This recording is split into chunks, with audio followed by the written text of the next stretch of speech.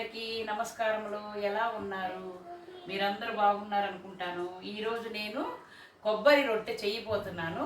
అందుకు కావాల్సిన ఏంటో పదార్థాలన్నీ మీకు చూపిస్తాను. రండి చేద్దాం. చేయడానికి ముందుగా 1 కప్పు బియ్యము, అరకప్పు మినపప్పు వేసి బాగా నానబెట్టాలి ఒక 2 గంటలు. తర్వాత చెప్తాను. బియ్యము 2 గంటలు, బియ్యము పప్పు 2 గంటలు నానబెట్టాను. ఇప్పుడు ఈ నానిన బియ్యం పప్పుని మిక్సీలో వేసేయాలి. వేసేసి దీన్ని గ్రైండ్ చేయాలి. గ్రైండ్ చేసిన తర్వాత ఏం చేయాలో నేను చూపిస్తాను తర్వాత.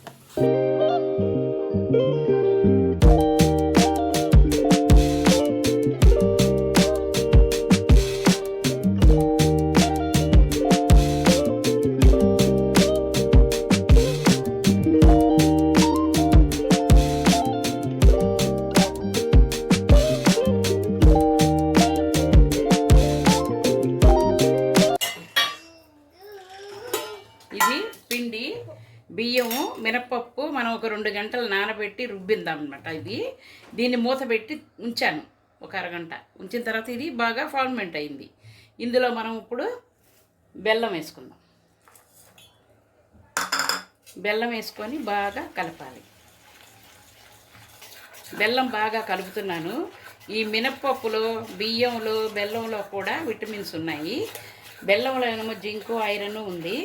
ఈ B1, B2, B3 మినపప్పు తర్వాత బియ్యంలో కూడా ఉన్నాయి ఈ విటమిన్లు.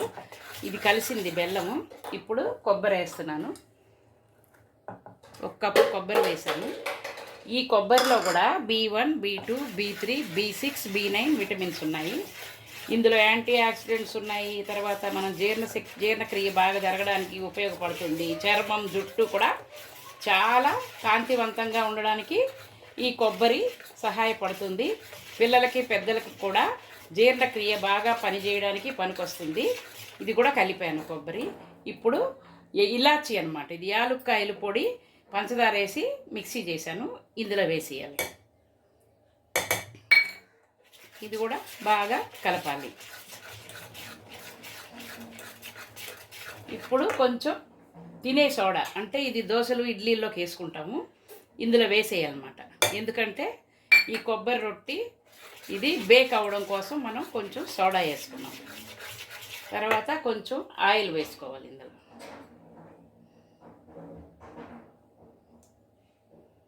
ఇది కొంచెం బేక్ అవ్వాలి కాబట్టి కొద్దిగా ఆయిల్ ఎక్కువే వేసుకోవాలి.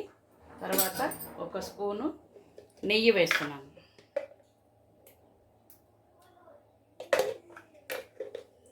ఇప్పుడు మళ్ళీ బాగా కలపాలి. కలిపిన తర్వాత ఒక 10 నిమిషాలు ఇలా ఉంచాలి. అప్పుడు బాగా ఫర్మెంట్ అవుతుంది. మనము కలిపిన ఈ మిశ్రమం అంతా ఒక 1/2 గంట ఇలా ఉంచాను. ఇప్పుడు చక్కగా ఫర్మెంట్ అయ్యింది.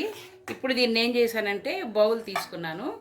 దీంట్లోనేమో ఆయిల్ గ్రీజ్ చేశాను. చేసి కొంచెం గోధుమ పిండి చల్లాను. ఎందుకంటే ఇది బేక్ అయిన తర్వాత మనకి రావాలి కదా కొబ్బరి రొట్టి, అందుకోసం ఇలా చేశాను.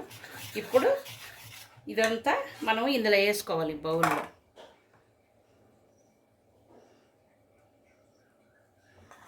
బౌల్లో వేసి ఇప్పుడు నేను ఓవెన్లో పెడుతున్నాను, చూపిస్తాను. ఓవెన్లోనే కాకుండా మనం స్టవ్ మీద కూడా ఈ విధంగా పెట్టుకోవచ్చు. ఓవెన్ లేని వాళ్ళు అది కూడా ఏంటి చూపిస్తాను మీకు ఎలాగా అనేది. స్టవ్ వెలిగించాను. ఇప్పుడు ఒక ప్యాన్ పెట్టుకున్నాను. ప్యాన్ పెట్టుకొని ఇందులో ఒక స్టాండ్ పెట్టుకున్నాను. ఈ విధంగా 1/2 గ్లాసు నీళ్ళు పోసాను. ఇలా స్టాండ్ పెట్టాను. ఈ గిన్నెలో మనం వేసాం కదా కొబ్బరికి పిండి, ఇదంతా ఇది ఇందులో పెట్టేస్తాను. పెట్టేసి ఈ విధంగా మూత పెట్టాలి. కొంచెం హైలో పెట్టాలి ఫస్ట్, తర్వాత సిమ్లో పెట్టాలి. ఇలా కూడా చేసుకోవచ్చు ఓవెన్ లేని వాళ్ళు.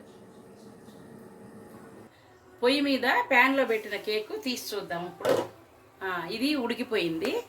ఇంకా దీన్ని స్టవ్ ఆఫ్ చేసేస్తాను. తర్వాత ఇది నేను తీసి మీకు ప్లేట్లో పెట్టి చూపిస్తాను. ఓవెన్లో 30 మినిట్స్ సెట్ చేసి పెట్టాను. ఇప్పుడు చూద్దాము. ఉడికిపోయింది కేకు. ఇది కూడా నేను ప్లేట్లో వేసి మీకు చూపిస్తాను. ఇప్పుడు పొయ్యి మీద ప్యాన్ మీద పెట్టాను కదా, చక్కగా వచ్చింది కేకు. ఇదేమో పొయ్యి మీద ఇలా కూడా చేసుకోవచ్చు. ఓవెన్ లేని వాళ్ళు ఏంటంటే పొయ్యి మీద ప్యాన్ పెట్టి వాటర్ వేసి స్టాండ్ పెట్టి ఈ విధంగా పెడితే చక్కగా కేక్ వచ్చింది.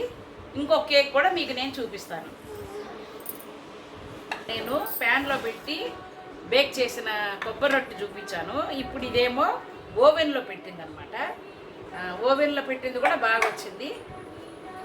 చూపిస్తాను ఇప్పుడు ఎలా వచ్చిందో. ఇది ఓవెన్లో పెట్టాను.